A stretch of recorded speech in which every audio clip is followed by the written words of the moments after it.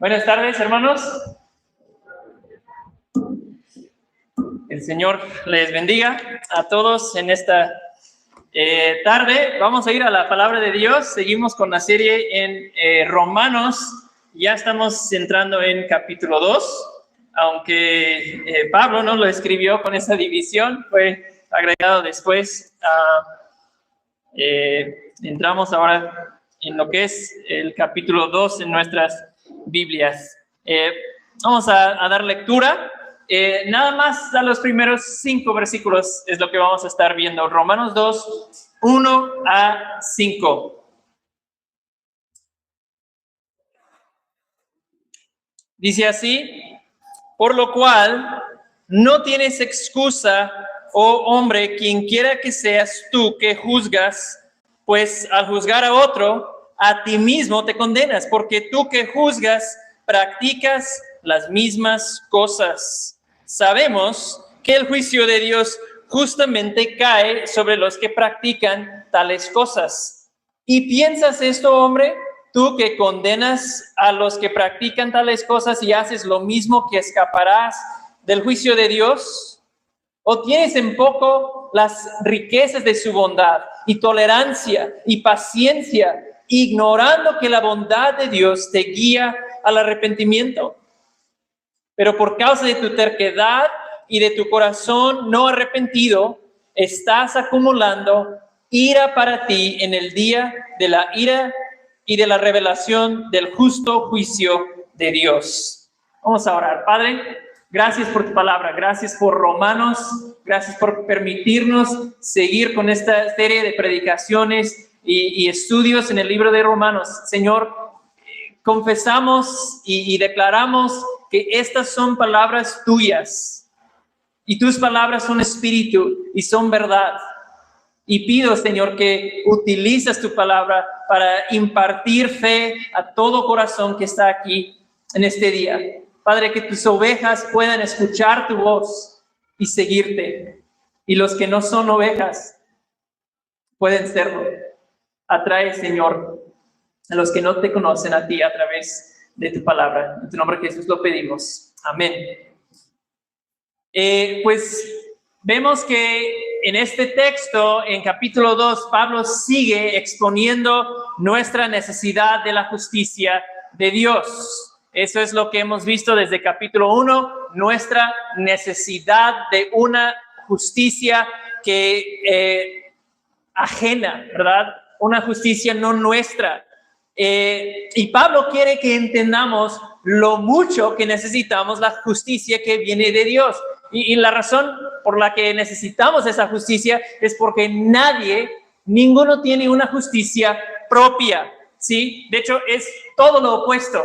Vimos en el capítulo anterior, el capítulo 1, la depravación total de la humanidad que ha rechazado a Dios. En todo sentido, vimos cómo la humanidad ha rechazado a Dios y por lo tanto han sido entregados a una mente depravada y degenerada, dice Pablo, ¿no? Y Pablo en capítulo 1 es interesante que expone tanto los que cometen actos vergonzosos de inmoralidad sexual, los expone a ellos, y también en el mismo capítulo, en la misma lista, a los desobedientes a padres, a los chismosos, que los dos se encuentran en la misma lista bajo la misma condenación de Dios. Y es que Pablo quiere dejarnos claro que Dios juzgará el mal. Dios es el Dios santo, santo, santo. Y el Dios santo, santo, santo hará siempre lo correcto, que es juzgar el pecado, ¿sí? Y ahora en capítulo 2, el mismo argumento continúa. Pero lo que pasa ahora es que los reflectores como que giran, la cámara se mueve y Pablo centra su atención en una nueva audiencia, una nueva gente a que Pablo va a hablar ahora, ¿sí? Y vamos a ver realmente que esa es una jugada maestra de parte de Pablo, porque Pablo ha explorado en capítulo 1 la profundidad de la pecaminosidad humana y muchos de los que escucharon capítulo 1 hubieran dicho, bien Pablo, estamos de acuerdo contigo, tienes toda la razón, esa gente está bien manchada, qué triste que hay gente depravada así. Y gracias a Dios que yo no soy uno de ellos. Qué bueno que nosotros sí somos diferentes. Tú diles, Pablo, sígueles diciendo, bien, dales otro. Que quede claro los sucios que son esos gentiles, ¿sí? Esa es la actitud de la audiencia cuando hubieran escuchado capítulo 1.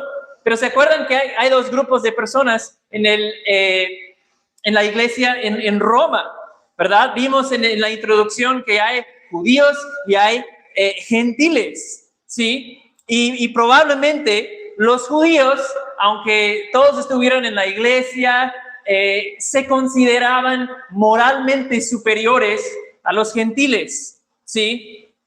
Eso es uno de los problemas que Pablo quiere tratar en la iglesia en Roma. Entonces, lo que Pablo hace aquí en capítulo 2 es que, bueno, viene una sorpresa para los judíos en lo que Pablo va a decir. En todo este capítulo 2, Pablo va a probar que la condenación de Dios también está sobre ellos, los judíos, ¿sí? Y también, eso no es solo para los judíos, eso aplica a nosotros también. También lo que Pablo va a decir aquí aplica para toda persona que se considera moralmente honorable, moralmente respetable. Pablo va a hablar a nosotros también, ¿ok? Entonces la pregunta que Pablo está contestando ahora, entrando en capítulo 2, es esta: ¿qué pasa con la persona que es una buena persona? ¿Sí? La persona que tiene una buena, clara idea de lo que es lo bueno y lo malo. ¿Qué va a hacer Dios con ese tipo de persona? ¿Sí? Esa persona con esa mentalidad a que Pablo se dirige ahora, ¿no? La persona que vive bien en general y por eso se siente seguro delante de Dios, ¿sí? Puede ser una persona que está aquí sentada en la iglesia, en este edificio el día de hoy, ¿sí? Pero que nunca ha nacido de nuevo. Asiste, pero no conoce a Dios de verdad. O alguien que creció en un lugar cristiano y que tiene padres cristianos y por eso tiene la idea de que está bien con Dios. Si le preguntaras, diría, no, es que mi abuelo predicaba el evangelio, mi tía es misionera, yo vengo de una familia religiosa, una familia buena. Por eso se siente seguro.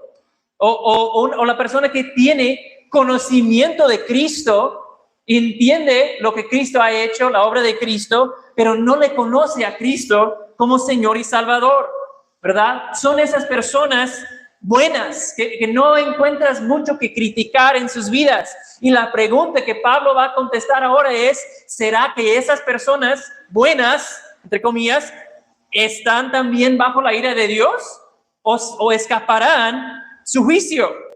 Entonces, en versículo 1, vamos a pasar al siguiente, lo de versículo 1. Pablo empieza a hablar con las personas que venían aplaudiendo con Pablo, ¿ok? Ellos iban escuchando capítulo 1, juzgando junto con Pablo a los que rechazaron a Dios. Y Pablo dice, momento, tú también no tienes excusa, porque cuando juzgas a otro, también terminas condenándote a ti mismo, ¿sí? Y en esta primera parte del capítulo, Pablo no menciona específicamente a los judíos, hasta un poco más adelante sí los menciona claramente, pero la mayoría creen, de los eruditos, que desde el primer versículo de capítulo 2, Pablo se dirige a los judíos, ¿sí? Está empezando a hablar a su propio pueblo judío. Y vaya sorpresa para ellos, porque como dije, ellos venían aplaudiendo, sintiéndose bien.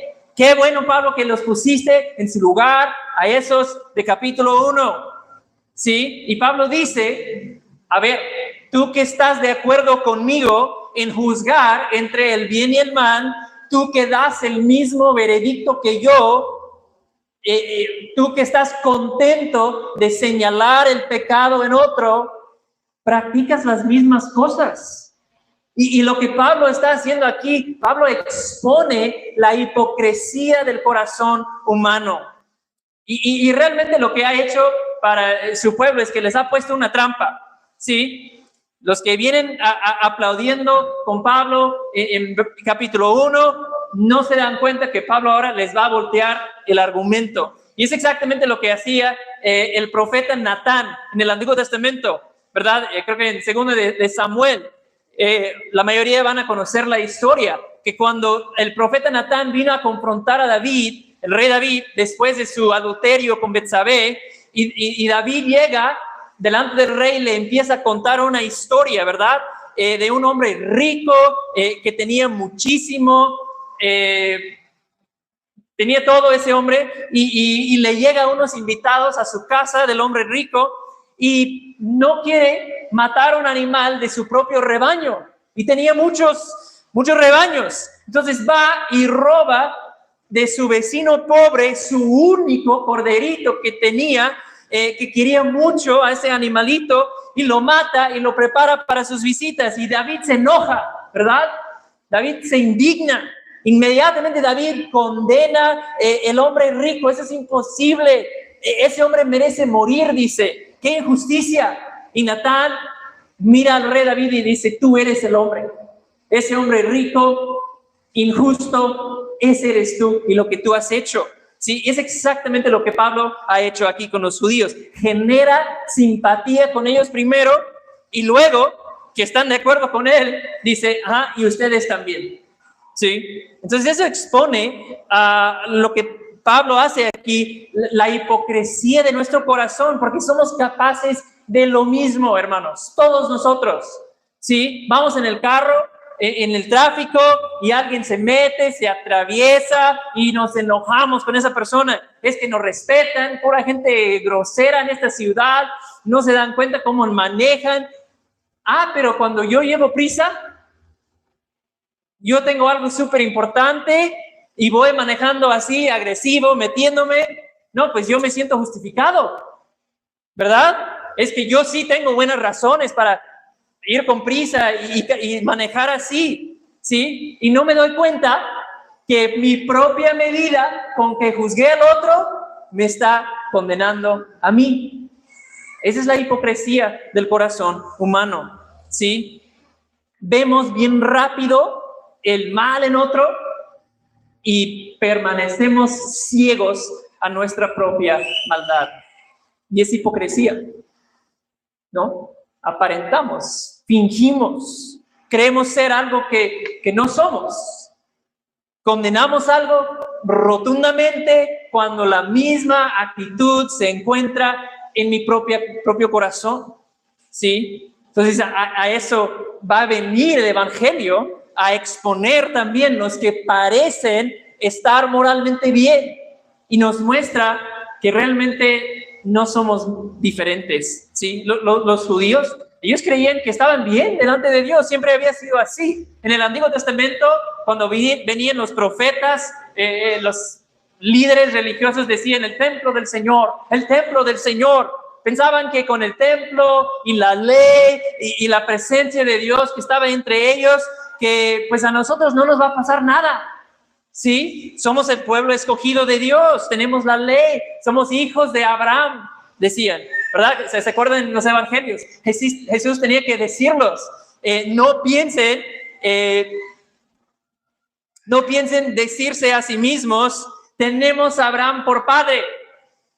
Como si eso, Jesús está diciendo: ¿y eso qué? Como si eso les garantiza algo delante de Dios, que Abraham es tu padre. No es así, ¿sí? Entonces, esa era la mentalidad que ellos tenían. Entonces Pablo les habla a ellos y al que es indiferente, autoengañado, el moralista que se siente seguro y se consuela a sí mismo porque no es como los demás. El que dice: a fin de cuentas, Dios verá mi vida, Dios verá que soy una buena persona, que yo he sido un buen padre, que yo he sido honesto siempre en mis negocios, yo tengo valores. Y con eso será suficiente para escapar del juicio de Dios. Y Pablo dice, no habrá favoritismo con Dios. Dios no medirá con tu medida.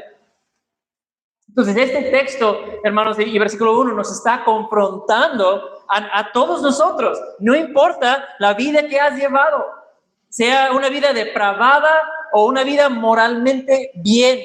Tu bondad no es tan bueno como crees. No, es una invitación a nosotros a no cometer el mismo error que cometían los judíos y pensar que estamos bien delante de Dios, ¿no? El llamado es aceptar quién eres. Acepta quién eres delante de Dios. No tendrás excusa, no tendrás mérito alguno delante de Dios. Ese es versículo 1. Vamos a pasar a versículo 2, que Pablo va a continuar su argumento. Versículo 2, sabemos, dice Pablo, sabemos que el juicio de Dios justamente cae, ¿sí? Entonces, cuando Pablo dice sabemos, está identificando con la persona con quien está hablando, ¿verdad? Dice, oh hombre, dos veces en este pasaje. Entonces, como que hay un hombre o persona imaginaria con quien está dialogando y es su pueblo judío. Dice Pablo, sabemos, hay algo que yo entiendo y ustedes también, ¿sí? Esas personas entendían, saben la misma cosa que sabe Pablo. ¿Qué es esa cosa? Que los que practican tales cosas, el juicio de Dios justamente, correctamente, según la verdad, cae sobre ellos.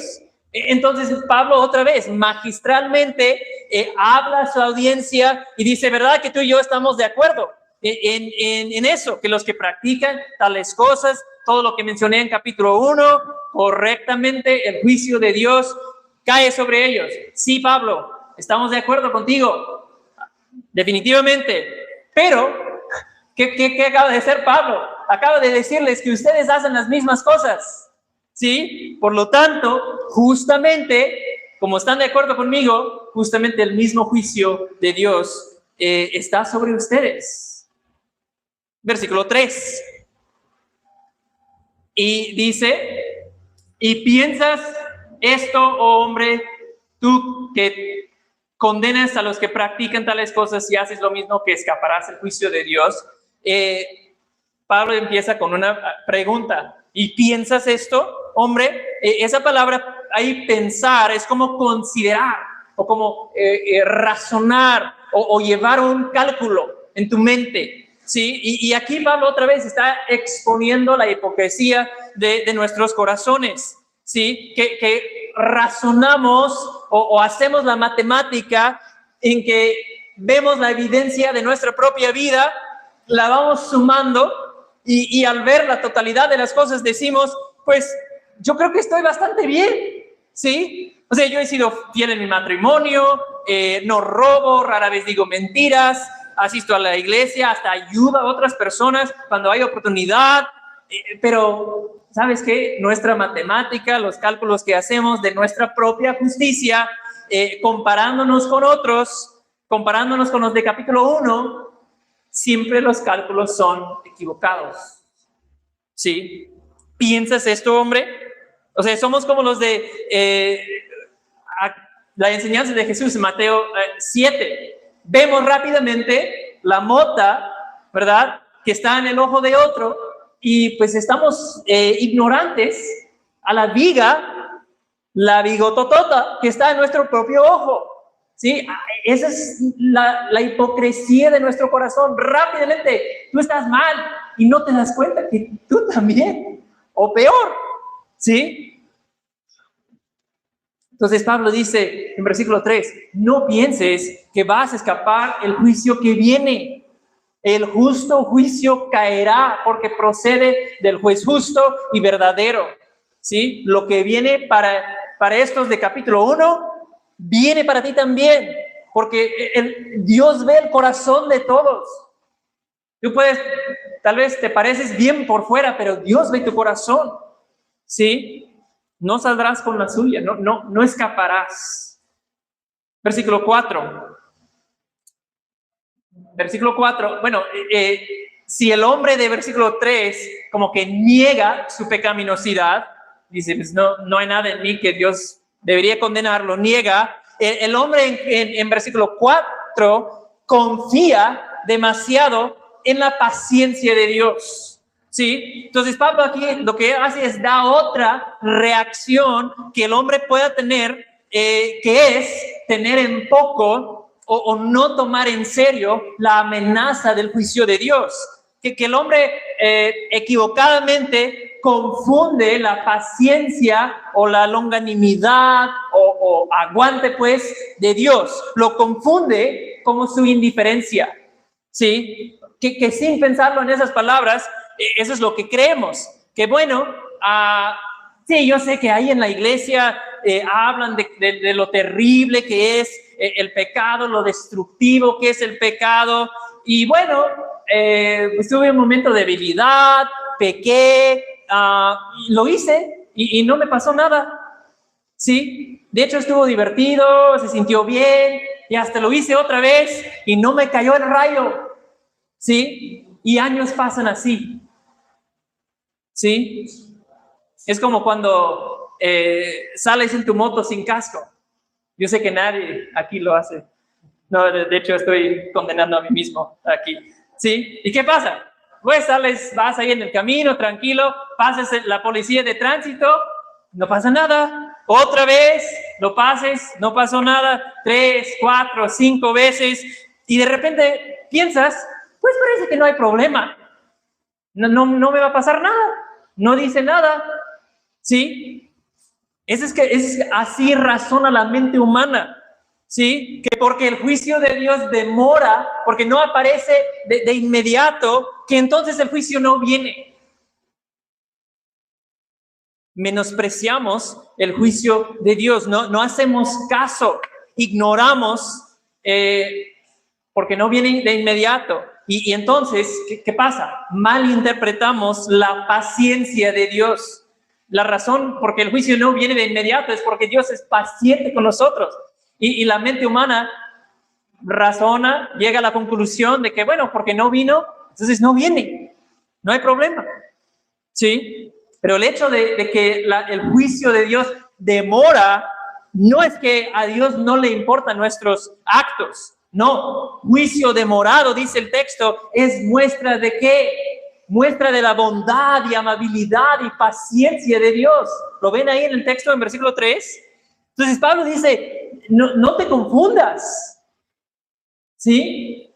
Y es que hay cristianos o quienes dicen ser cristianos que viven en pecado, pecan todos los días deliberadamente, hombres que ven pornografía todos los días, mujeres con fantasías alimentadas por novelas que se la pasan viendo y equivocadamente piensan, no hay problema, yo soy miembro de la iglesia, yo me bauticé, yo voy a la iglesia, yo de hecho sigo experimentando muchas bendiciones de Dios en mi vida, ¿sí? Y Pablo dice, a ver, si esa es tu actitud, no pienses que escaparás el juicio. Y otra vez es esa hipocresía, es aparentar algo que no somos, es una doble vida que se puede llevar.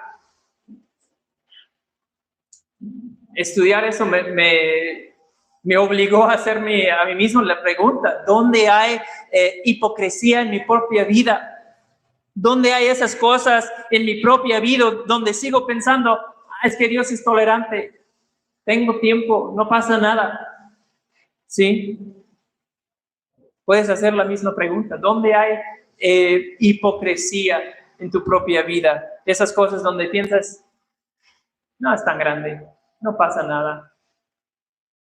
Pablo quiere que entendamos claramente, nadie pertenece a un grupo especial, exento del juicio de Dios. Su condenación vendrá sobre todos.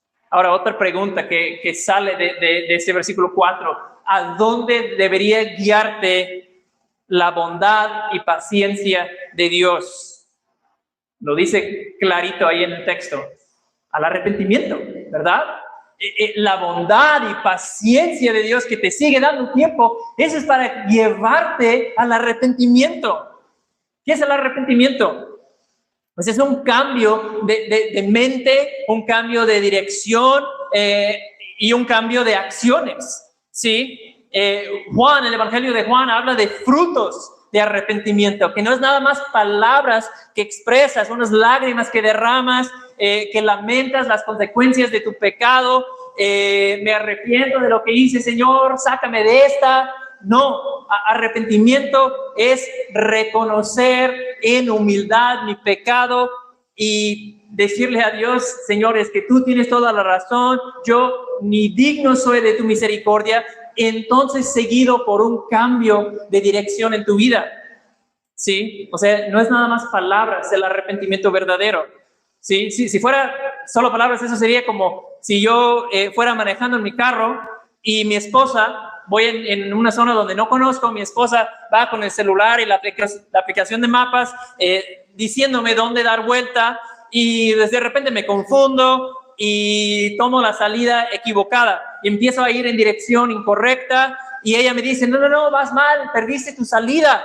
Y yo respondo, ay, sí es cierto, mi amor, lo lamento mucho, tienes toda la razón, voy mal, pero sigo manejando en dirección equivocada, ¿sí? Pues eso es el arrepentimiento no verdadero, ¿sí? Lo que necesito hacer es parar el coche, buscar dónde dar vuelta y corregir mi error y empezar a ir en dirección correcta, moverme hacia el destino correcto, ¿sí? Entonces, arrepentimiento es un cambio de rumbo que surge de un cambio de corazón y un nuevo amor por Jesús y un nuevo odio por el pecado. Entonces, si no has arrepentido de tus pecados para dejarlos atrás y seguir a Cristo y confiar en Él, ve lo hermoso de este texto. Eso es increíble, que Dios en su bondad, en su paciencia, hoy te sigue dando oportunidad y tiempo para que te arrepientes. Y no importa lo que has hecho, no importa lo sucio que te sientes, la vergüenza que te causa tu pecado, Jesús puede con eso. Su misericordia y su bondad no se retracte de ti. Jesús recibe el pecador arrepentido, ¿sí? Y para los que somos cristianos, recuerden también que el arrepentimiento es para toda la vida cristiana. ¿Sí sabían eso? Que como cristianos necesitamos volver a confesar nuestros pecados. Yo necesito doblar la rodilla nuevamente a la autoridad de Jesús cuando encuentro pecado en mi propia vida, confesando mis fallas, clamándole a Dios que me transforme, que siga su obra de santificación en mí, que me haga tan satisfecho en Él. Y el Evangelio, que el pecado pierde, que pierda cada vez más su atractivo en mi vida, ¿verdad? Ese poder que tiene sobre mí de hacerme volver a lo chafa que es su oferta del pecado. Constantemente necesitamos el arrepentimiento, ¿sí? Y el texto dice que es su bondad de Dios, ¿sí? Que nos lleva una y otra vez más al arrepentimiento y restaura nuestra paz. Y el Evangelio nos asegura, si estamos en Cristo, que somos perdonados y aceptados por la sangre de Cristo, ¿sí? Entonces, que eso sea un llamado para todos nosotros. Si hay algo escondido en tu vida el día de hoy, o si no conoces a Jesús, deja hoy que la bondad de Dios te lleve al arrepentimiento. Su bondad y su paciencia es para eso, no para que ignores y pienses que su juicio no viene.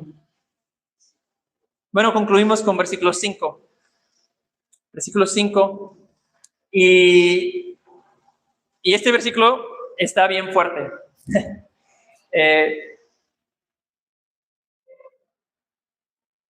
Lo leemos otra vez. Pero por causa de tu terquedad y tu corazón no arrepentido, estás acumulando ira para ti en el día de la ira y de la revelación del justo juicio de Dios. Y yo creo que este versículo debería generar cierto temor y seriedad en nuestros corazones. ¿Qué es lo que acabamos de ver? la paciencia de Dios, su amabilidad con nosotros. ¿Para qué es para que te arrepientes, para que ves lo paciente que ha sido contigo. Pero si no lo haces, si persistes en tu terquedad, en tu impenitencia, en tu dureza de corazón, viene juicio, viene ira. ¿Qué dice Pablo de esa ira? Que lo estás acumulando, ¿sí?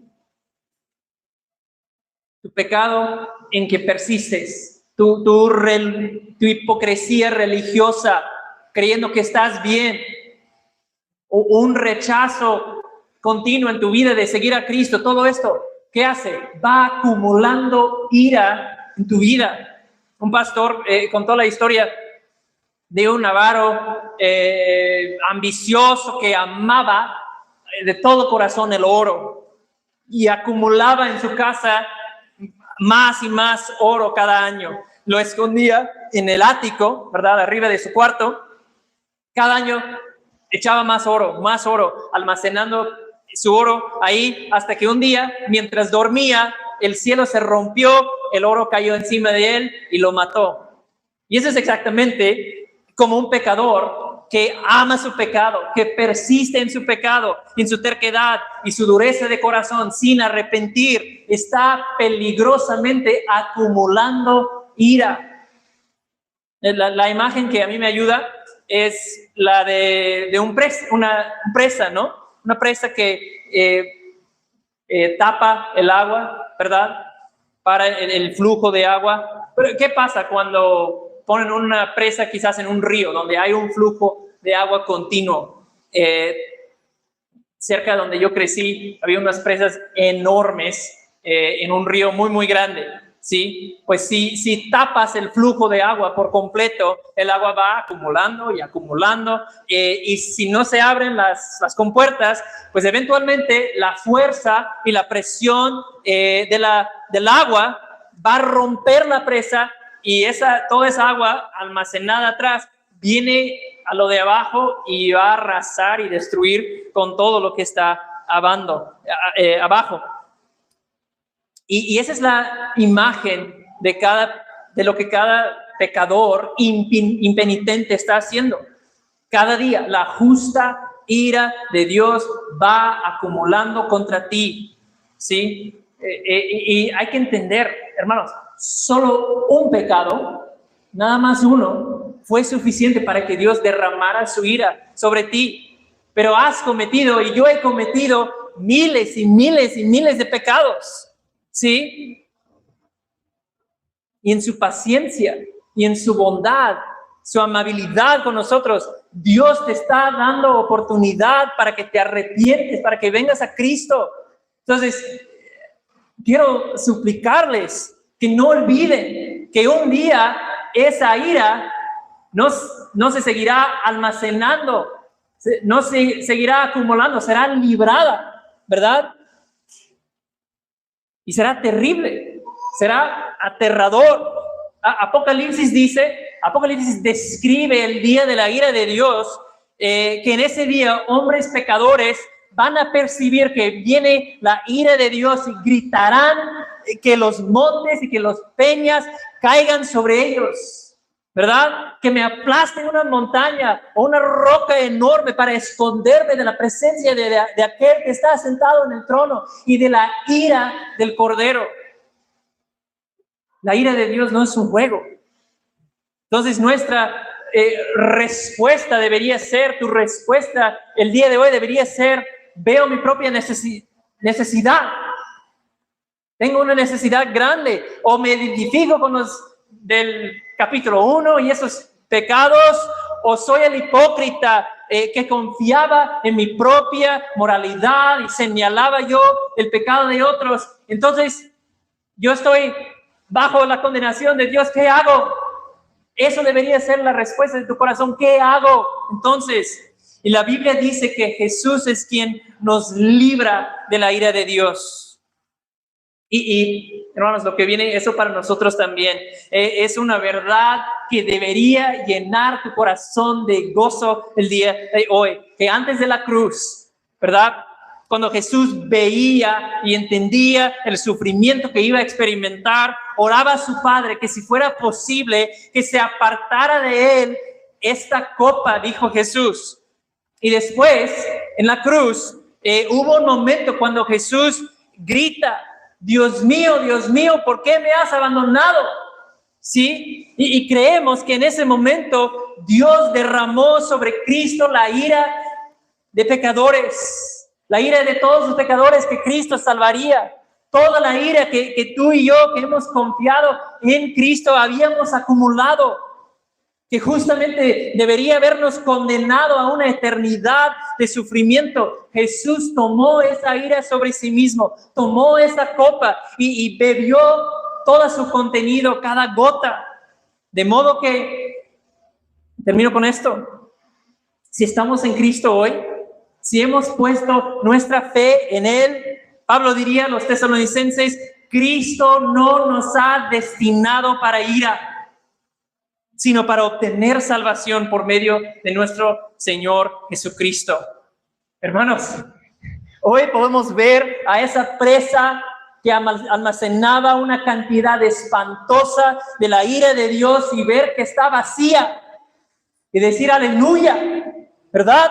Porque el juicio mío cayó sobre Jesús y ya no hay ira que me espera. Reconciliados con Dios por medio de Jesús, contamos siempre con el favor de Dios. Oh, hermanos, eso debería producir gozo y agradecimiento en tu corazón. Y para ti, si estás aquí y no has confiado en Cristo, si no has puesto tu fe en Jesús, si no has respondido a su bondad y arrepintiendo de tus pecados, abrazando el sacrificio de Jesús, y quiero preguntarte, ¿qué harás? ¿Tú qué harás?